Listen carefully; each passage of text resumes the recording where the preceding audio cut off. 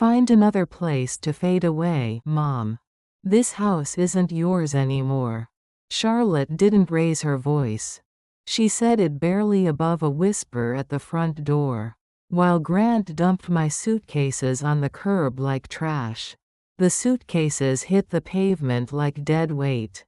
My daughter stood in the doorway. Her husband dumped my life onto the street. The photograph of Thomas slipped from my hands. Glass scattered across cold tile. I bent down, picked up the pieces, finally understood. My own daughter had decided I was disposable. If you're watching this, subscribe and let me know where you're watching from. The motel room smells like bleach and broken dreams. I am Eleanor Hartley, 66 years old, widow of Thomas Hartley. 2 months ago, my husband died of a stroke. 42 years of marriage. Gone in an instant. Our house in Hawthorne Ridge held everything. Birthday parties, scraped knees, makeup kisses, Christmas mornings. Now it belongs to my daughter Charlotte and her banker husband Grant. They started visiting after the funeral, always wearing concern like expensive perfume. Charlotte would slide brochures across my kitchen table.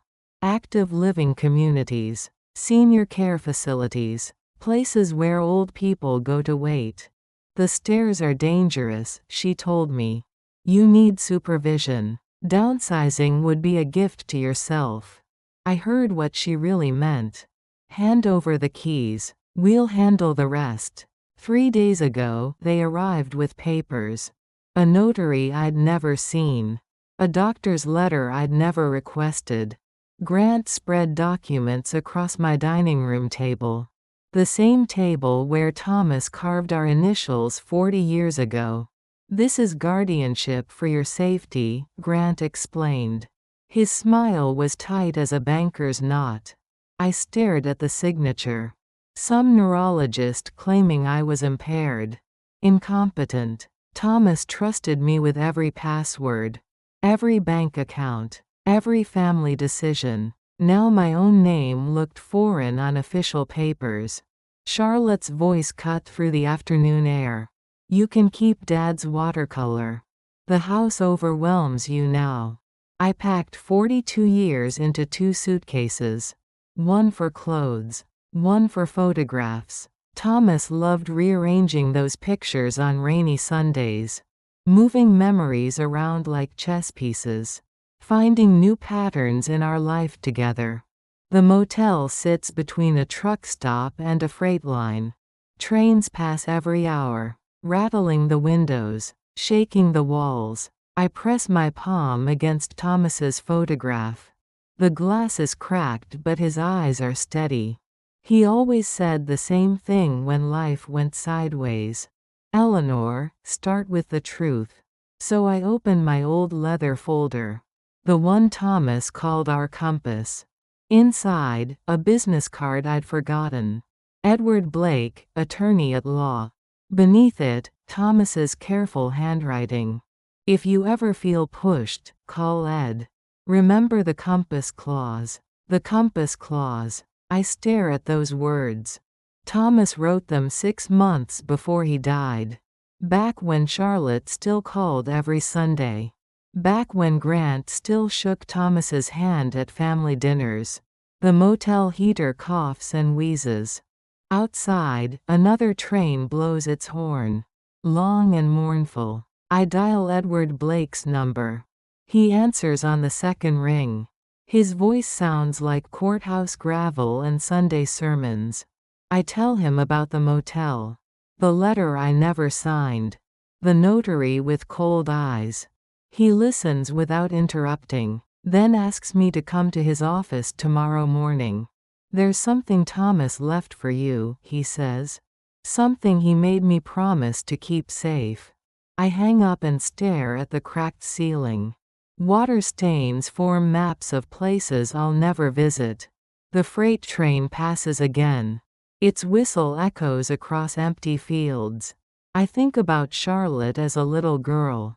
How she'd climb into bed with Thomas and me during thunderstorms. How she'd trace the tiny anchors on my navy blouse. The one Thomas always said made my eyes look like deep water. That little girl is gone now. Replaced by someone who sees dollar signs where memories used to live. Someone who thinks love has an expiration date. The radiator hisses and clanks. The digital clock glows red in the darkness. 2:15 in the morning. I close my eyes and remember Thomas's last words to me. Spoken in the hospital while machines beeped and hummed. "Take care of our compass, Eleanor. It'll point you home when the storm passes." I didn't understand then. Thought he meant the brass compass on his desk. The one his grandfather gave him. But now I know. The compass wasn't brass and glass. It was paper and ink. Words and witnesses. Protection disguised as preparation. Thomas knew this day would come. Knew Charlotte would change. Knew grief and greed walk hand in hand. He built a fortress of legal documents. Left me weapons disguised as gifts. Tomorrow I'll learn what those weapons are. Tonight I hold his photograph. Listen to freight trains carry cargo to distant cities. And I make Thomas a promise. I will not fade away quietly. I will not disappear into some sterile facility.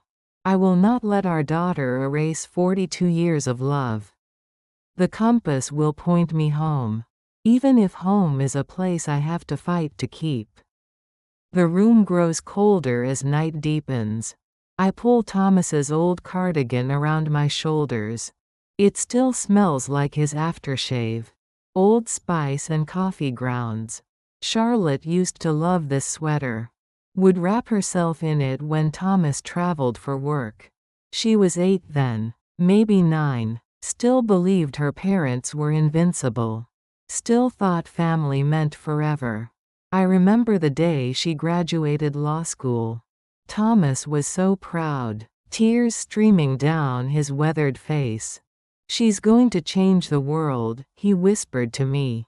"Our girl will fight for people who can't fight back." Now she fights against me instead. Uses her legal training like a scalpel. Cutting away my rights with surgical precision. The irony tastes bitter as burnt coffee. My phone buzzes. A text message from Charlotte. "Mom, we can work this out. Don't make this harder than necessary." I stare at the glowing screen. Delete the message without responding. Some conversations require more than words. They require courtrooms and witnesses. Documents and depositions. They require the kind of fight Thomas prepared me for. I walk to the small window. Pull back heavy curtains that smell like cigarettes and despair. Outside, the parking lot stretches like a concrete ocean. Street lights cast yellow pools on cracked asphalt. A semi-truck idles near the office. Driver probably catching a few hours of sleep. We're both displaced tonight, both looking for somewhere safe to rest. But his journey has a destination. Mine feels like free fall. I return to the narrow bed. Springs creak under my weight. The pillows are thin as communion wafers. The blanket rough as sandpaper. Nothing like the Egyptian cotton sheets Thomas bought for our anniversary. Nothing like the down comforter we shared for 20 years. Everything I built is gone. Every comfort stripped away. But not everything. Not yet. I still have my mind. My memories. My capacity to fight back. Charlotte made one crucial mistake. She underestimated her mother. Thought grief would make me weak. Thought age would make me compliant. She forgot that I raised her. Taught her right from wrong. Showed her how to stand up to bullies. Now I'll show her what happens when you become one. The digital clock flips to 3 a.m. The train schedule changes. Longer gaps between whistles. I close my eyes but sleep won't come. My brain churns like Thomas's old cement mixer. mixing facts with fears, plans with prayers. Edward Blake will have answers tomorrow. Thomas's compass will point true north. And I will find my way home. Even if I have to build a new home from the ashes of the old one. Even if I have to fight my own daughter to get there. The radiator gives one final wheeze. Then falls silent. Like everything else in my life, it's broken and forgotten. But broken things can be fixed. Forgotten things can be remembered. And disposed things can fight their way back. I am Eleanor Hartley. I am 66 years old. I am not done yet. If you're watching this, subscribe and let me know where you're watching from. Edward Blake's office smells like leather and old paper. His secretary pours coffee into china cups. Real cream, real sugar, small kindnesses when your world has collapsed. Edward has courtroom hands, strong, weathered, used to holding truth. He listens as I tell him about the motel, the forged letter, the notary with shark eyes. Then he opens his safe. The heavy door swings wide. Inside sits a thick binder. Thomas's careful labels on every tab. Edward places it between us like communion bread. Thomas asked me to keep this copy of your revocable trust. He worried Charlotte confused money with safety. I trace the cover with my fingertip. Thomas's handwriting. Our names linked in fading ink. Edward opens to the first section. Investment summaries. Municipal bonds. Index funds. A timber parcel up north. Nothing fancy. Nothing risky. Thomas always said flashy investments were for fools and gamblers. The trust names me life tenant of the house. Full residency rights. Full decision authority. I own 65% of everything outright. Charlotte gets 35%. But her share comes with conditions. Edward turns to a tab marked in red ink. The compass clause. His voice drops low as he reads Thomas's words aloud. If my daughter Charlotte Reed seeks guardianship without medical basis, interferes with Eleanor's housing, or treats her with contempt, her interest diverts to Eleanor for Eleanor's life and then to charity for at-risk seniors. The room goes quiet. Even the coffee pot stops gurgling. Guardianship without medical basis. I repeat the phrase like a prayer. That letter you showed me, Edward says. Let's verify it. My guess is forgery or fraud. He makes phone calls while I study Thomas's trust. Every page signed and witnessed. Every clause considered. Thomas knew this day would come. Saw Charlotte's changes before I did. Watched her transform from idealistic lawyer to calculating predator. Edward's knuckles go white as he grips the phone. They filed ex parte guardianship last Friday. Grant swore you were leaving the stove on. Wandering at night. Endangering yourself. The lies taste like copper pennies in my mouth. I don't wander, I tell Edward. My voice sounds small in the big office. I know, he replies. And we'll prove it. By noon we file papers. Temporary restraining order. Emergency hearing scheduled for tomorrow morning. Edward's paralegal photographs my medicine cabinet. Every bottle labeled. Every dose measured. She documents my refrigerator. Expiration dates circled. Shopping lists organized by store aisle. The mundane evidence of a competent life. Before I leave, Edward hands me an envelope. My name written in Thomas's square letters. I hesitate. Some gifts hurt more than wounds. But I open it anyway. Eleanor, if anyone calls you frail to take what's yours, remember you are the weathered oak, not the falling leaf. Thomas. I fold the note. Slip it into my purse next to my wedding ring. Thomas knew Charlotte would call me weak. Knew she'd mistake age for incompetence. He also knew I was stronger than I looked. Stronger than grief. Stronger than betrayal. Stronger than my own daughter's greed. The elevator descends in silence. Other people's conversations feel distant as radio static. In the lobby, sunlight streams through tall windows. Dust motes dance in golden shafts. Like the light in our kitchen on Saturday mornings. Thomas reading the paper. Coffee growing cold in forgotten cups. Those mornings are gone, but the memory of them burns bright as ever. I walk to my car. A 12-year-old Honda with rust spots and dignity. Charlotte always nagged me to buy something newer, more befitting a construction company owner's wife. But Thomas taught me that worth isn't measured in chrome and leather. It's measured in miles traveled together. In storms weathered. In promises kept. This old car has kept its promises. Unlike some people I know. I drive past our house. My house. The one Charlotte thinks she owns. The windows are dark. The driveway empty. Like a body without a soul. But tomorrow the lights will come on. The heart will start beating again. Because Thomas built more than a house. He built a fortress. And fortresses don't fall to pretty lies and forged signatures. They fall to battering rams and siege engines. Charlotte brought a pocket knife to a castle siege. She's about to learn the difference. I park at the motel. Walk past the idling semi-truck.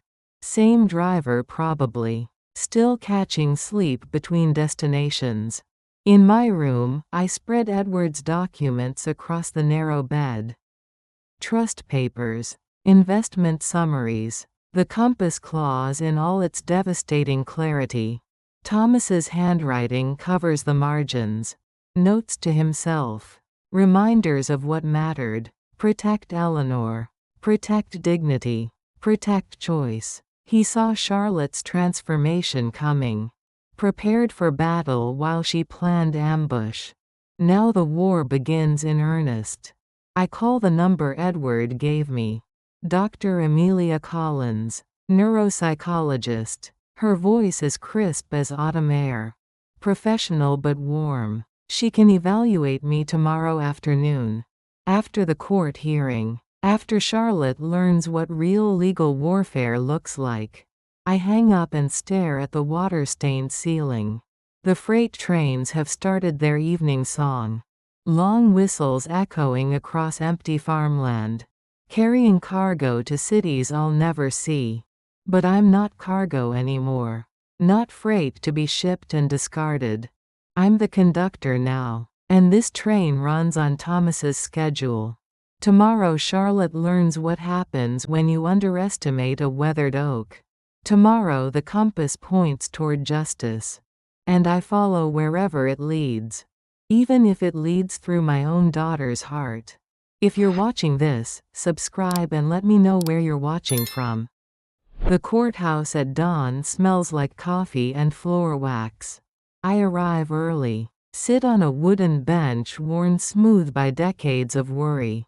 Other people clutch manila folders and whispered prayers. Divorce papers. Custody battles. Broken promises seeking legal repair. I hold Thomas's envelope. The one with his final words about weathered oaks. Edward arrives carrying a leather briefcase thick with evidence. His paralegal follows with boxes of photographs. Pictures of my medicine cabinet. My organized pantry. My carefully labeled spice rack. The mundane proof of a competent mind. Charlotte enters with Grant and 2 lawyers in expensive suits.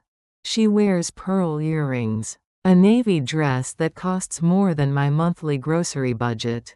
She looks like success. Sounds like concern. Smells like expensive perfume and calculated lies. Our eyes meet across the courthouse lobby. She nods like we're strangers at a charity luncheon. Not mother and daughter. Not family torn apart by greed. Just two women with competing claims on the same life. The bailiff calls our case. We file into a courtroom that echoes with old arguments. Judge Morrison has gray hair and tired eyes. He's seen every kind of family destruction. Edward presents our evidence methodically. Photo after photo of my organized home. Prescription bottles arranged by dosage. Grocery receipts sorted by date. Bills paid on time for 40 years. The neuropsychologist Edward hired testifies about my evaluation. I spelled world backwards without hesitation. Named every president since Reagan. Added bonus points by remembering their vice presidents too. Judge Morrison's eyebrows climb when he compares the real evaluation to Charlotte's forged letter. The letterhead matches a real doctor's office. But the signature was lifted from an old medical bill. Copy and paste medicine. Digital fraud dressed as professional concern. The court clerk announces they're referring the forgery for criminal investigation. Charlotte's face goes pale as winter moonlight. During recess, she approaches me in the hallway.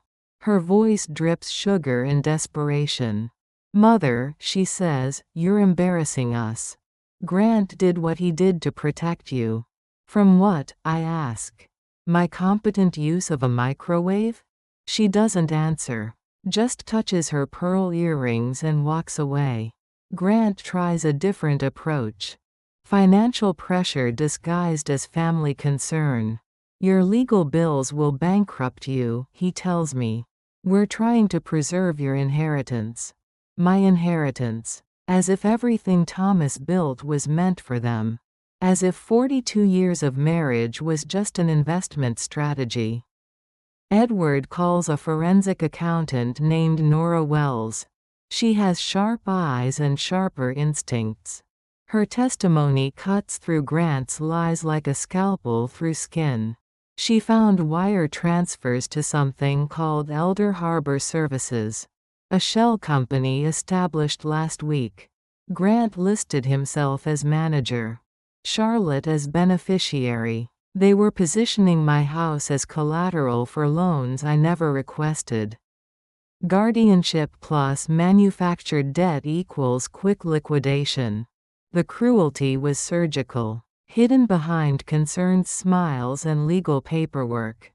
Judge Morrison asks Grant to explain Elder Harbor Services. Grant's expensive lawyer whispers in his ear. Then announces they're invoking the Fifth Amendment. The right to remain silent. Usually reserved for criminals. The irony tastes bitter as burnt coffee. By afternoon, Judge Morrison signs our restraining order. All transfers frozen pending full investigation. I'm granted possession of my house. My bank accounts. My life. Charlotte storms out without looking back. Her expensive heels click against marble floors. The sound echoes like gunshots in the empty corridor. Edward shakes hands with the forensic accountant. They're scheduling follow-up meetings. More digging into Grant's digital footprints. More evidence of manufactured crises. I drive home alone. Past the motel where I spent 3 nights in exile. Past the truck stop where strangers catch sleep between destinations. Past the railway crossing where freight trains carry cargo to distant cities. But I'm not cargo anymore. Not freight to be shipped and stored. I'm a homeowner again. A decision maker. A woman with legal standing. The house sits exactly as I left it. Same windows. Same doors. Same memories embedded in every board. But something feels different. The air tastes cleaner. The light seems brighter. Freedom has its own atmosphere. Its own particular scent. I unlock the front door with hands that barely shake. Inside, someone has left evidence of their plans. A tablet displaying renovation estimates. Open concept kitchen. Marble countertops. Hardwood floors throughout. Improvements designed to maximize sale value. To erase every trace of Thomas and me. They were planning to gut our history. Replace our memories with generic luxury. Turn our home into a real estate commodity. I close the tablet and carry it to the trash bin outside. Let the garbage trucks haul away their commercial dreams. In the kitchen, I make tea in Thomas's favorite mug. The one with a chip on the handle. Charlotte always nagged him to throw it away. Said it looked shabby at dinner parties. But Thomas loved that chip. Called it character earned through faithful service. Like the rust spots on my Honda. Like the laugh lines around my eyes. Like the strength that comes from surviving your own daughter's betrayal. The tea tastes like victory. Like justice served in porcelain cups. Through the window, I watch sunset paint the sky in watercolor shades. Thomas used to say sunsets were God's way of signing his daily artwork. Tonight the signature looks especially bold. I call Edward to report I'm home safely. He sounds pleased but cautious. This is just the first battle, he reminds me. Charlotte and Grant won't surrender easily. I know, I tell him. But I'm not the same woman who packed those suitcases. I'm stronger now, harder, more dangerous. I'm a weathered oak with roots that go deep. And weathered oaks don't fall to pretty lies and forged documents. They bend in storms. But they don't break. Tonight I sleep in my own bed. Between sheets that smell like home. Tomorrow the real war begins. But tonight I'm exactly where I belong. In the house Thomas built. Protected by the compass he left behind. Surrounded by 42 years of love that no legal document can dissolve. If you're watching this, subscribe and let me know where you're watching from. The house breathes differently now that I'm home. Settling timbers. Familiar creaks. The soft whisper of air through old vents. But something feels wrong in the kitchen. Someone has been here, moving things, planning things, measuring my life for demolition. I find their evidence scattered across my dining table. Glossy brochures for granite countertops. Paint samples in shades called Dove Gray and Morning Mist. A folder marked Hawthorne Ridge renovation. Complete with timeline and budget projections. They were planning to gut 42 years of memories. Replace them with showroom perfection. The sink where Thomas washed dishes every Sunday night. Gone. The breakfast nook where we shared coffee and crossword puzzles. Eliminated for open concept living. The pantry where I stored mason jars and Christmas decorations. Converted to wine storage. They weren't just stealing my house. They were erasing my history. I gather their plans like fallen leaves. Carry them outside to the trash bin. Let the garbage trucks haul away their commercial dreams. The phone rings as I'm washing my hands. Nora Wells, the forensic accountant. Her voice is crisp as autumn air. Professional excitement barely contained. She's found more than wire transfers and shell companies. She's found a pattern. Grant has done this before. Different victims. Same methods. Always targeting recent widows. Eleanor, she tells me, you're not his first. But you might be his last. She asks permission to dig deeper. To trace connections across state lines. To build a case that could protect other women like me. I give her permission. Tell her to follow every thread. Some battles are bigger than personal revenge. Some fights protect strangers you'll never meet. After hanging up, I explore my own house like a crime scene. In the bedroom, someone moved Thomas's photograph. Turned it face down on the dresser. As if his memory was embarrassing. As if his presence was inconvenient. I turn the picture upright again. Thomas smiles back with steady eyes. The same eyes that saw Charlotte's transformation coming. The same hands that built our compass claws. In his study, I find more evidence of their plans. Real estate appraisals. Staging recommendations. Depersonalize the space, one report suggests. Remove family photographs and personal items. Make it generic enough for buyers to imagine their own lives here. Their own lives. In our kitchen. In our bedroom. In our memories. The cruelty is surgical. Hidden behind market analysis and profit projections. I sit in Thomas's leather chair. The one that still holds the shape of his back. Charlotte used to curl up in this chair as a little girl.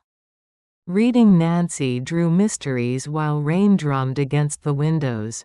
She'd look up from her books and announce her plans to become a lawyer. To fight for justice. To protect people from bullies. Now she is the bully. And I'm the one who needs protection. The irony tastes bitter as medicine. I open Thomas's desk drawer. Inside, more envelopes in his careful handwriting. One marked for Eleanor, month 1.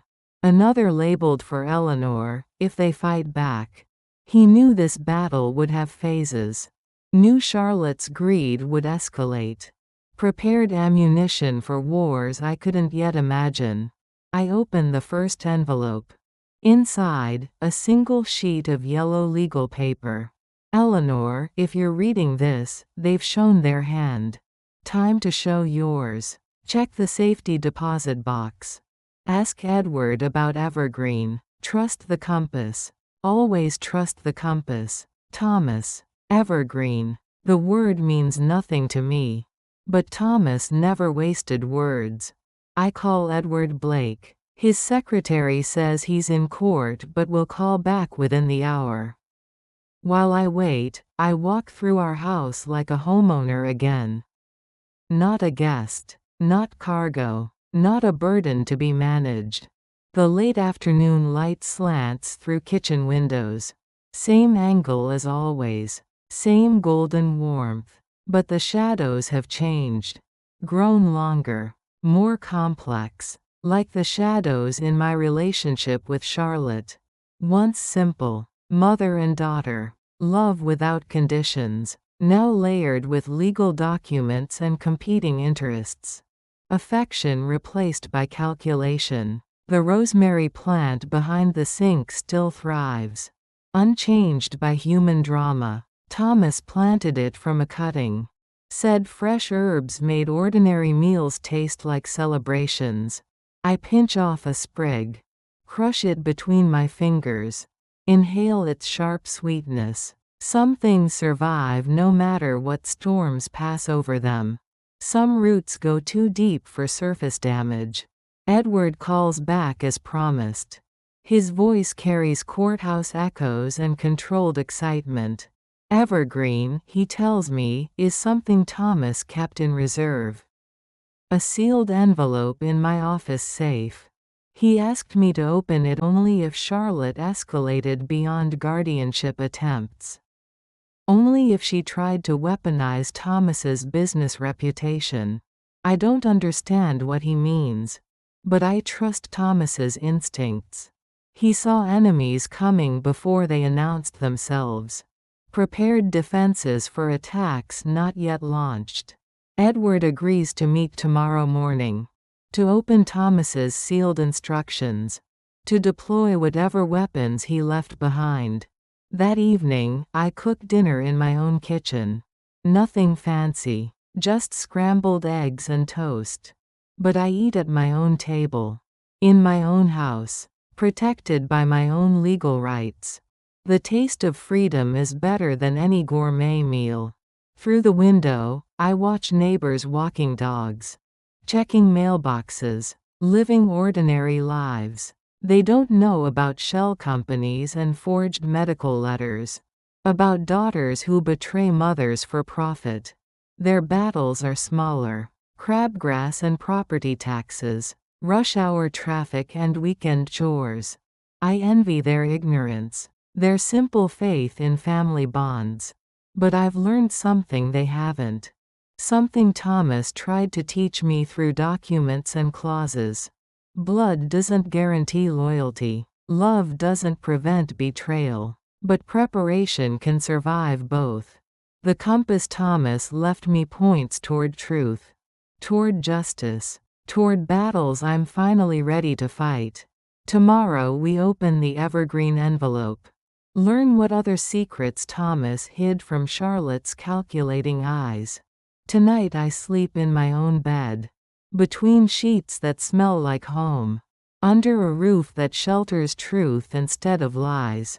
The weathered oak stands firm, roots deep, branches strong. Storm clouds gather on the horizon. But weathered oaks don't fear the wind.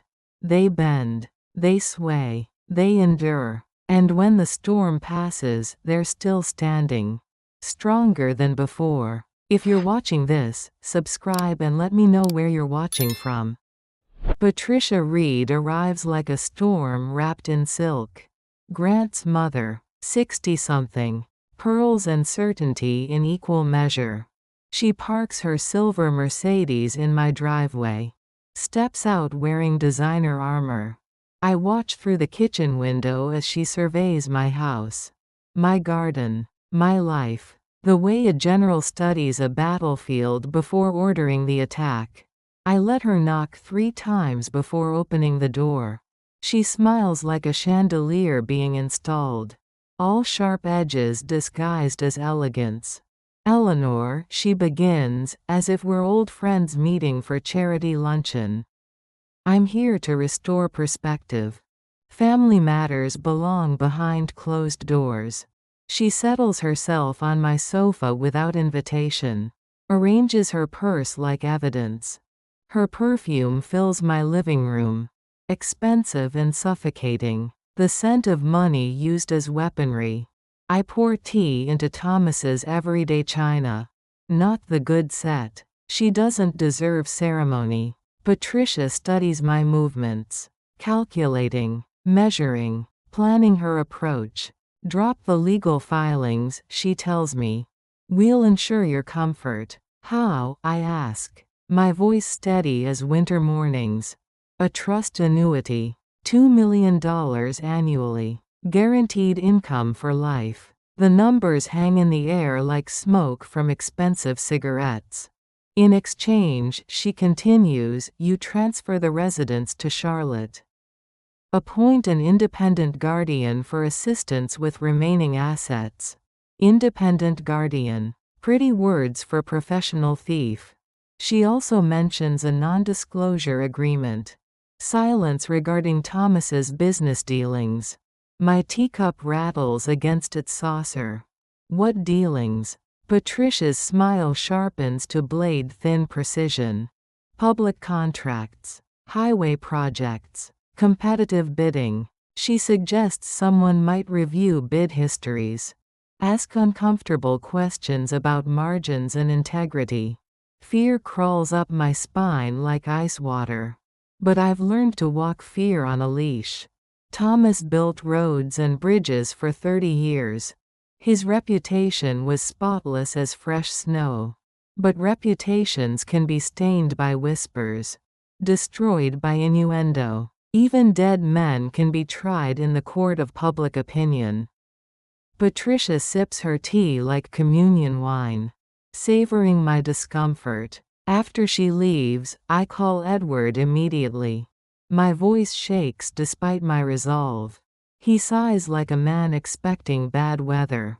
We anticipated this escalation. Thomas gave me another sealed binder. Emergency protocols if anyone weaponized rumors. He asked me to open it only if Charlotte's family brought out heavy artillery. We open it together in his office. The afternoon light slants through tall windows. Inside the binder, clean audits spanning decades, professional reviews, character references, and something called the Evergreen File. Edward's voice drops to courtroom whisper as he explains. Thomas was a whistleblower, a relator in federal fraud prosecution. He helped expose a roadworks conspiracy. Companies rigging bids, stealing taxpayer money. For 3 years he gathered evidence, recorded conversations, testified to grand juries. The case settled weeks before his death. $8.5 million judgment. Thomas's share as whistleblower. $8.5 million. The words echo in the quiet office like thunder after lightning. Clean money. Court-approved compensation for exposing corruption. Not scandal. Not shame. Not weakness. Justice served with interest compounded over years of patient investigation. Patricia's threats collapse like houses built on sand. Her son married into wealth he never imagined. Power he never earned. But Grant doesn't know about Evergreen. Neither does Charlotte. Thomas kept the secret to protect them from their own greed. Now their greed has exceeded his protection. Edward makes calls while I study the settlement documents. Every page stamped and witnessed. Every dollar traced and certified by federal courts. Thomas wasn't just a construction company owner. He was a guardian of public trust. A man who chose right over profit. Honor over easy money. The opposite of everything Grant represents. That evening, Charlotte calls. Her voice carries desperate honey and hidden thorns. "Mother," she says, "we need to discuss Patricia's visit. There's a solution that spares everyone." I listen to her explain the family resolution. Monthly allowances instead of ownership. Supervised decisions instead of independence. Dignity parceled out like government assistance. But I also hear what she doesn't say. The fear beneath her calculated words. They know their legal position is crumbling. Know the forgery investigation is progressing. Know I'm not the helpless widow they expected to find. I agree to meet them tomorrow. One final negotiation before the real war begins. Edward arranges for the county's elder exploitation task force to observe. Hidden cameras and audio equipment. Let Charlotte and Grant dig their graves with their own words. That night I iron Thomas's favorite shirt. The one with tiny blue anchors. He always said anchors represented hope. Something that holds steady when storms rage. Tomorrow I'll need all the hope I can carry. The meeting will be theater. Performance art disguised as family discussion. But I'm no longer playing the victim. No longer accepting the role of helpless elder. I'm the star of my own story now. The hero of my own rescue. And heroes don't negotiate with villains. They defeat them. I sleep peacefully for the first time since Thomas died. Dreams filled with clear water and steady anchors. The compass Thomas left me points toward morning. Toward truth. Toward the end of Charlotte's deception. Patricia Reed thought she could buy my silence with elegant threats and numbered accounts. But some things aren't for sale. Dignity, honor, the right to die in your own home, the right to choose your own ending. Tomorrow Charlotte learns what happens when you underestimate a weathered oak. Tomorrow the real Eleanor Hartley stands up. And she doesn't bend for anyone. Not even her own daughter. The storm Patricia promised is coming. But I'm ready for the weather. I've been ready since Thomas showed me how to read the compass. How to navigate by truth instead of convenience. How to fight battles worth winning. Tomorrow the fight begins in earnest. Tonight I sharpen my weapons. Truth, evidence, the unshakable knowledge that I am right. And they are not. If you're watching this, subscribe and let me know where you're watching from. They arrive dressed for victory. Charlotte in winter white. Grant with cufflinks that catch morning light. I pour coffee into Thomas's everyday china. Not ceremony, just courtesy. The kitchen feels smaller with their calculated presence. Their expensive ambitions. Ground rules, I announce. My house. My table. My terms. No recording, Grant snaps. His banker's instincts showing through polite veneer. I smile and let the ceiling vent whisper. The county's equipment is far superior to his paranoia. Charlotte begins in her courtroom voice. Honey over steel. You're hurting yourself, mother. The press will devour this family scandal. Sign our private care agreement. We'll restore your monthly allowance. Monthly allowance. The words taste like medicine forced down unwilling throats. Grant slides papers across my table. The same table where Thomas carved our initials. Family resolution agreement. Legal language disguised as loving concern. I read the terms slowly. Lifetime occupancy license instead of ownership. Charlotte as successor manager of trust assets. My monthly stipend based on demonstrated needs. And a mutual non-disparagement clause. Silence purchased with survival rations. They're offering me permission to exist in my own home. Rationed dignity. Supervised independence. Managed autonomy. The cruelty is breathtaking in its clinical precision. And if I refuse, I ask. My voice calm as Sunday morning coffee. Grant's smile thins to paper-cut sharpness. Then we help county investigators ask uncomfortable questions. About Thomas's highway contracts. About bid processes. About suspicious profit margins. The threat hangs in kitchen air like smoke from expensive cigarettes. I press my thumb against Thomas's watch. Feel its steady heartbeat against my wrist. Then I tell them about Evergreen. The court unsealed the whistleblower settlement. Thomas helped expose bid rigging fraud. He didn't commit crimes. He solved them. Grant's hands twitch like a pianist missing notes. You're bluffing. The kitchen door opens on schedule. The task force enters wearing badges and determination. They introduce themselves with professional courtesy. Execute search warrants with surgical precision. Charlotte goes pale against her winter white suit.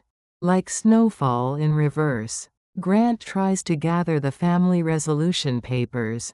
An officer's hand arrives first. No one applauds. Accountability is quieter than celebration. The lead investigator reads the charges aloud. Attempted financial exploitation of elderly person. Perjury in guardianship petition. Forgery of medical documents. Conspiracy to commit theft by deception. Each charge a nail in the coffin of their careful plans. When they lead Grant out, his voice carries across the kitchen like breaking glass. You've ruined your own daughter, he hisses. I look at Charlotte. Study the woman who used to be my little girl. She is the author of her own chapters, I reply. The house empties of strangers and threats. Returns to familiar silence. I wash the coffee cups Grant and Charlotte used. Dry them with Thomas's favorite towel. Some stains wash away easily. Others require stronger measures. But my kitchen is clean again. My table free of legal documents and veiled ultimatums. Edward calls an hour later. His voice carries satisfaction and caution in equal measure. The task force found text messages on Grant's phone. Communications with the forged signature notary. Evidence of coordination. Premeditation. Criminal conspiracy spelled out in digital ink. Charlotte's plea negotiations begin next week. Her lawyer is discussing reduced charges. Community service. Restitution. Suspended sentence contingent on therapy and ethics courses. Justice tempered by mercy. The kind Thomas would have approved. Grant faces federal charges. Bank fraud. Mail fraud. Elder exploitation across state lines. His career is over. His reputation destroyed. His freedom measured in years, not months. Some storms leave permanent damage. That evening, I sit in Thomas's study. The room he called his compass center. His desk still holds the brass compass his grandfather gave him. The needle points true north. But the real compass was never brass and glass. Never magnetic attraction to distant poles. The real compass was moral. Ethical. The choice between right and convenient. Thomas chose right when it cost him friendships. When it threatened his business. When it required years of secret investigation and dangerous testimony. He chose right because right chooses back. Now I understand what he meant about weathered oaks and falling leaves. Leaves fall because they're meant to be temporary. Seasonal. Replaceable. Oaks endure because their roots go deeper than convenience. Their strength comes from slow growth and patient seasons. Charlotte fell like a leaf. Beautiful for a while, then brittle, then gone. But I remain. Weathered but unbroken. Scarred but standing. The oak that Thomas planted in good soil 42 years ago. I open the last envelope he left me. The one marked for Eleanor, after victory. Inside, a photograph I'd never seen. Thomas and me on our wedding day. Young faces full of hope. Hands joined in promises we didn't know how to keep yet. But we learned. Through mortgages and midnight fevers. Through job losses and small triumphs. Through the slow accumulation of shared days that build marriages from moments. On the back, his careful handwriting. Eleanor, you were always stronger than you knew. Now you know. Love always, Thomas. I trace his words with my fingertip. Feel the indentation his pen left in expensive paper. Some gifts arrive after we need them most. When we're strong enough to accept their truth. The phone rings. Charlotte's number appears on the display. I let it go to voicemail. Listen later to her broken voice apologizing for everything. For Grant's influence. For her own choices. For the daughter she failed to remain. Some apologies arrive too late to matter. Others arrive exactly when they're needed. Charlotte's falls somewhere between. Genuine but insufficient. Necessary but not healing. I delete the message without responding. Some conversations require time to ripen. Like wine aging in dark cellars. Like grief transforming into wisdom. Like daughters learning to become women worthy of their mother's love. Tonight I cook dinner in my own kitchen. Simple food on familiar plates. The taste of freedom seasons everything better than salt or pepper. Through the window, I watch neighbors walking dogs. Checking mailboxes. Living ordinary lives. They don't know about whistleblower settlements and elder exploitation. About daughters who choose greed over grace. Their battles are smaller. Crabgrass and credit card payments. Teenage attitudes and aging parents. I don't envy their ignorance anymore. Don't wish for simpler storms. I've learned something precious through my particular weather. Something worth the cost of learning. I am stronger than I knew. Braver than I imagined. More valuable than anyone else's opinion. And I am exactly where I belong. In the house Thomas built. Protected by the compass he left behind. Surrounded by 42 years of love that no legal document can dissolve. The weathered oak stands firm. Roots deep. Branches strong. The storm has passed. And I'm still here. Still standing. Still growing. Still reaching toward whatever light remains. If you're watching this, subscribe and let me know where you're watching from.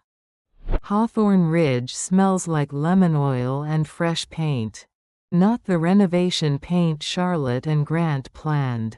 The kind that erases history for profit. This is restoration paint. Colors that honor memory while embracing change. I've turned Thomas's study into an art studio. Natural light through tall windows. Easel positioned to catch morning sun. The room breathes differently now. Creativity where calculation used to live. Outside, spring has returned to my garden. Rosemary thriving behind the kitchen sink. Daffodils pushing through soil. Thomas turned 40 springs ago. Some things endure no matter how harsh the winter. The phone rings while I'm mixing watercolors. A reporter from the county newspaper. She wants to do a follow-up story. 6 months after the elder exploitation arrests. I agree to one interview. Not for publicity, for prevention. Other families need to hear this story. Other mothers need to recognize the warning signs. Love disguised as concern. Protection disguised as control. Care disguised as theft. The signs are always there. Hidden in legal language and worried voices. But families want to believe the best. Trust comes naturally to people who raised children. Suspicion feels like betrayal of everything motherhood represents. The reporter arrives Tuesday afternoon.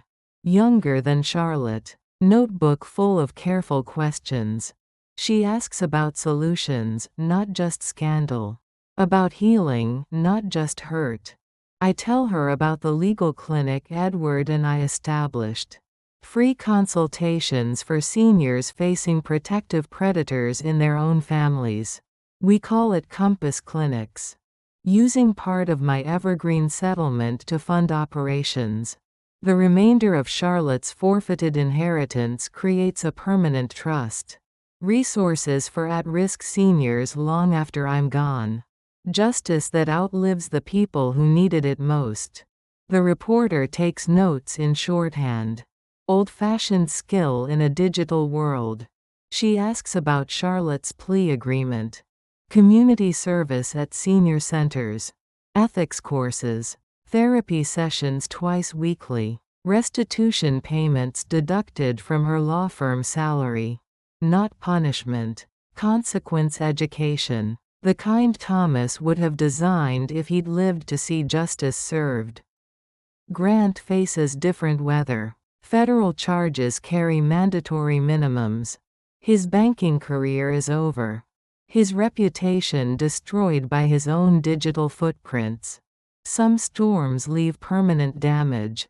Some choices can't be undone by apology or therapy. The reporter asks if I miss Charlotte. If I regret the legal battle. Complex questions that deserve honest answers. I miss the daughter she used to be. The little girl who read Nancy Drew mysteries in Thomas's leather chair. The young woman who promised to fight for justice. To protect people from bullies. I don't miss the person she became. The calculating stranger who saw dollar signs where memories should live. Regret is the wrong word for what happened. Grief fits better. I grieved the daughter I thought I knew. Mourned the relationship I thought we shared. But grief and regret aren't the same thing. Grief accepts loss. Regret fights reality. I've learned to accept loss. It's part of being 66 and widowed. Part of watching children grow into adults you don't always recognize. The reporter asks about my grandchildren. Charlotte's twins. 7 years old now. I see them every Saturday morning. Pancakes and syrup. Stories about school and friends. They ask where their mother is sometimes. I tell them she's learning to be kinder. Truth without unnecessary detail. Protection without dishonesty. Children need stability more than they need complete information. They'll understand their mother's choices when they're old enough to judge complexity. For now, they need grandmothers who make pancakes. Who remember birthdays. Who provide consistency when parents provide confusion. The reporter leaves with promises to focus on prevention, not sensation. On solutions, not just problems. I trust her instincts. Thomas always said you could read character in how people asked questions. That evening, Edward calls with case updates. Grant's sentencing hearing scheduled for next month. Charlotte's community service supervisor reports good progress. She's working with elderly residents, learning what dignity looks like from the receiving end. Sometimes consequence is the only teacher that gets through to stubborn students. Edward also mentions Patricia Reed. Grant's mother sent another letter. This one handwritten on expensive stationery. Apology disguised as social courtesy. She suggests the family could have handled everything privately. Without courts and publicity. Without accountability, she means. Without justice. I file her letter in the drawer where I keep warranties for broken appliances. Some communications belong with other useless documents. After dinner, I walk through the house Thomas built. Room by room, memory by memory. In our bedroom, his clothes still hang in the closet. Not shrine maintenance, just unfinished business. Someday I'll donate his suits to men who need job interviews. His tools to young fathers building treehouses. But not yet. Grief has its own timeline. Its own necessary seasons. In the kitchen, I make tea in his favorite mug. The one with the chip on the handle. Character earned through faithful service, he used to say. Like the rust spots on my Honda. Like the laugh lines around my eyes. Like the strength that comes from surviving your own daughter's betrayal. The tea tastes like victory. Like justice served in porcelain cups. Through the window, sunset paints the sky in watercolor shades. Thomas's daily artwork signature. Tonight the colors look especially bold. Crimson and gold. Orange like autumn leaves. Like the trees that know when to let go. When to trust spring will come again. I've learned that lesson too. When to hold tight. When to release. When to fight battles worth winning. When to let others fight their own. Charlotte made her choices. Lives with their consequences. Learns from supervised community service what motherhood failed to teach her. Dignity isn't inherited. It's earned through daily decisions. Respect isn't automatic. It's built through consistent actions. Love isn't entitlement. It's gift renewed through mutual care. Some lessons require expensive tuition. Paid in relationships and reputation. Paid in legal fees and sleepless nights. Paid in looking at yourself honestly. But education is worthless unless students are willing to learn. Charlotte is learning. Slowly. Reluctantly. But genuinely. Grant refuses education. Blames everyone except the person in his mirror. Some students fail despite expensive opportunities. I sleep peacefully now. Dreams filled with morning light and steady compasses. The weathered oak stands firm. Roots deeper than before. Branches reaching toward whatever comes next. Spring returned to my garden. Joy returned to my days. Thomas's compass still points true north. Toward dignity. Toward choice. Toward the right to write your own ending. Some storms strengthen the trees they fail to uproot. I am stronger than the storm that tried to break me. And I am exactly where I belong. If you're watching this, subscribe and let me know where you're watching from. The painting on my easel is nearly finished. A woman in a blue blouse with tiny anchors. Standing in kitchen light that promises new days. Outside the window I've painted, morning breaks across Hawthorne Ridge. Shamelessly bright, unapologetically hopeful. I call it second sunrise. Not comeback. Beginning. The kind of beginning you claim when doors close and you choose to open others. Thomas would have loved this painting. Would have hung it in his study next to the brass compass. would have said it captured something true about weathered oaks and falling leaves. About the difference between surviving and thriving.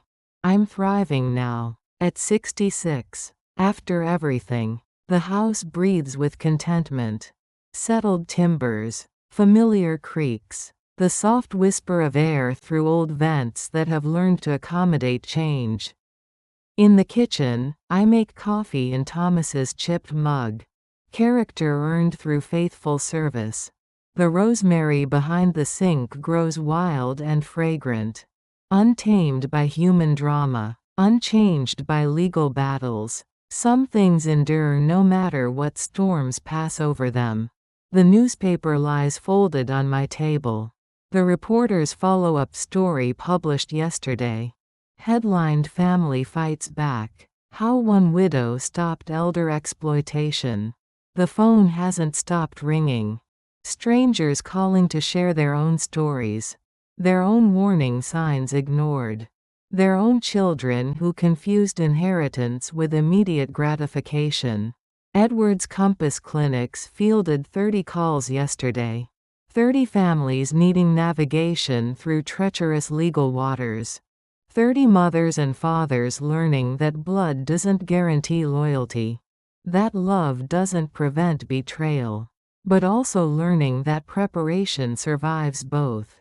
Charlotte calls every Sunday now. Brief conversations. Careful words. Her community service supervisor says she's changing. Learning empathy through mandatory service.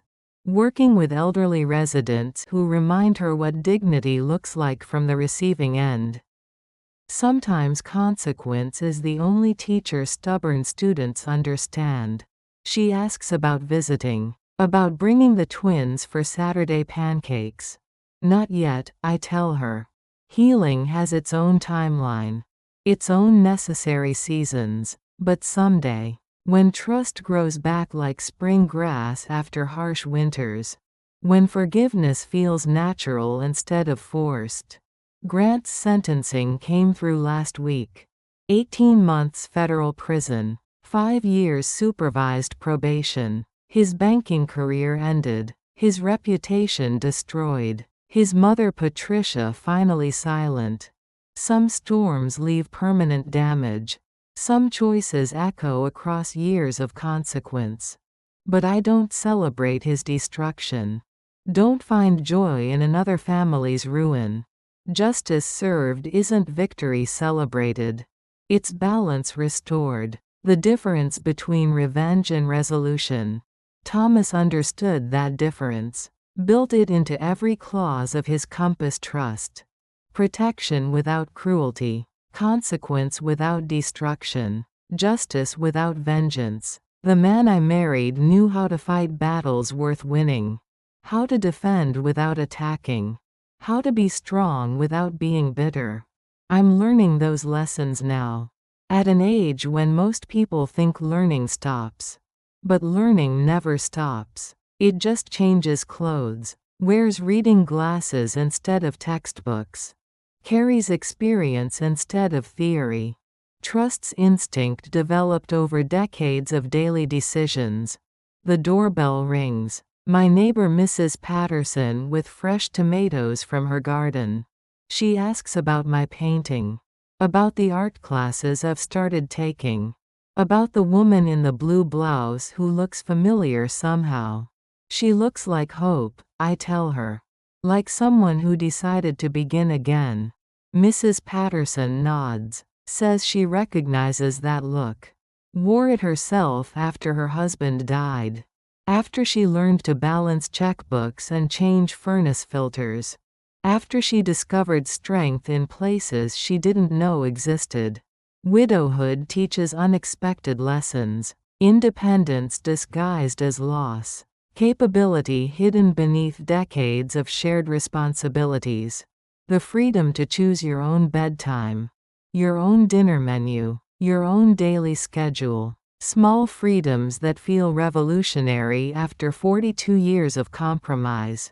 Not that I didn't love Thomas. Not that I don't miss him. But missing someone and mourning your identity aren't the same thing. I missed Thomas the man.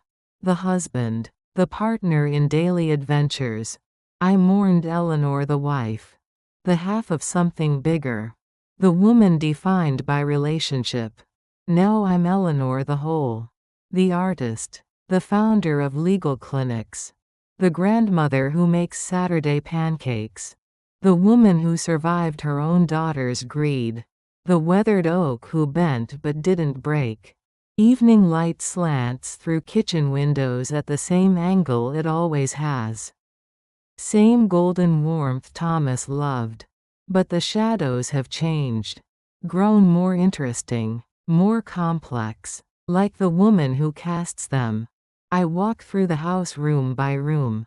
Not checking locks or turning off lights. Just saying good night to 42 years of shared memories. To the breakfast nook where we solved crossword puzzles. To the bedroom where we planned futures and worried about children. To the study where Thomas wrote letters and balanced books. Where he built legal fortresses disguised as family trusts.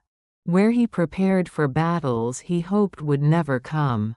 But came anyway. Because children sometimes become strangers. Because love sometimes transforms into greed. Because families sometimes fracture under pressure that successful ones absorb. In the bathroom mirror, I study my face. Same brown eyes. Same stubborn chin. But different expression. More determined. More aware. The face of someone who fought battles she didn't choose. Who won wars she didn't want. Who learned that victory isn't always celebration. Sometimes it's just peace. I brush my teeth with Thomas's electric toothbrush. The one Charlotte said I should replace. Too many memories, she claimed. Too much attachment to the past. But attachment isn't the same as imprisonment. Memory isn't the same as stagnation. I keep what serves me. Release what holds me back. Trust my own judgment about the difference. At 76, Thomas would have been proud of the woman I've become. Would have recognized the strength he always insisted I possessed. The courage he saw when I only saw compliance. The steel he felt when I only felt softness. The weathered oak he married beneath the falling leaf disguise. Tonight I sleep in my own bed. In my own house. Protected by my own choices. Tomorrow I'll finish the painting of the woman in the blue blouse. Add final touches to her expression. The look that says, I am exactly where I belong. The look that says I chose this beginning. The look that says some doors close so better ones can open. Second sunrise breaks across painted windows. Shamelessly bright. The day is new. The woman is whole. The compass points toward whatever comes next. And I follow wherever it leads.